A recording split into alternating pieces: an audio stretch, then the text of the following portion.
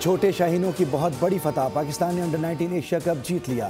Green shirts نے ایسی درگت بنائی، بھارتی کرکٹ کھیلنا بھول گئے۔ بھارتی سورماؤں نے اوسان خطا ہو گئے۔ بلے باز کی بھارت کے خلاف سرجیکل اسٹرائک، سمیر منہاس نے بھارتی پلان کی چھٹی کر دی۔ مشن کرنے والے اپنے ہی مشن میں ہمیشہ کی طرح فیل ہو گئے۔ علی رضا نے 4 کھلاڑیوں کو واپسی کا راستہ دکھایا۔ محمد سیام، سبحان اور حذیفہ نے 2 وکٹیں حاصل کی۔ پاکستان نے دوسری بار ٹورنامنٹ جیتا۔ اس سے قبل 2012 میں پاکستان اور بھارت مشترکہ فاتح رہے تھے۔ صدر مملکت وزیر اعظم کی گرین شرٹس کی جیت پر پاکستانی ٹیم اور پوری قوم کو مبارکباد۔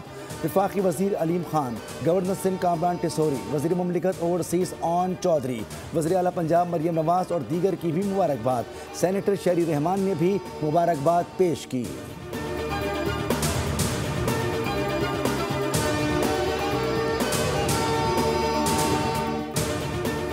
اللہ تعالیٰ نے محافظین حرمین کا شرف پاکستان کو عطا کیا۔ ریاست طیبہ اور ریاست پاکستان کا آپس میں ایک گہرا تعلق اور مماثلت ہے۔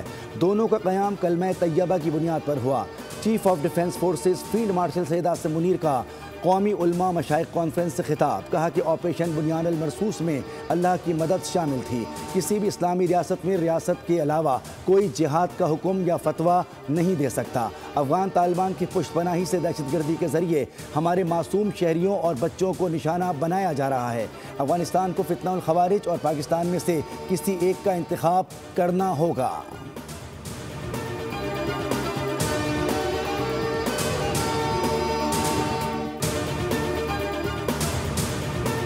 اور خیبر پختونخوا میں سیکورٹی فورسز کی 2 کارروائیاں، بھارتی حمایت یافتہ فتنہ الخوارج کے 9 دہشت گرد ہلاک ہو گئے۔ ISPR کے مطابق ڈی آئی خان میں خفیہ اطلاع پر کارروائی کے دوران 4 خوارج مارے گئے۔ بنوں میں بھی آپریشن کے دوران 5 خوارج جہنم واصل۔ دہشت گردوں کے قبضے سے اسلحہ اور گولہ بارود برآمد کر لیا گیا۔ خوارج سیکورٹی فورسز اور شہریوں پر حملوں میں ملوث تھے۔ دہشت گردی کے خاتمے تک کارروائیاں جاری رکھیں گے سیکورٹی فورسز کا عزم۔ سبسکرائب کریں اور بیل دبائیں تاکہ کوئی خبر رہ نہ جائے۔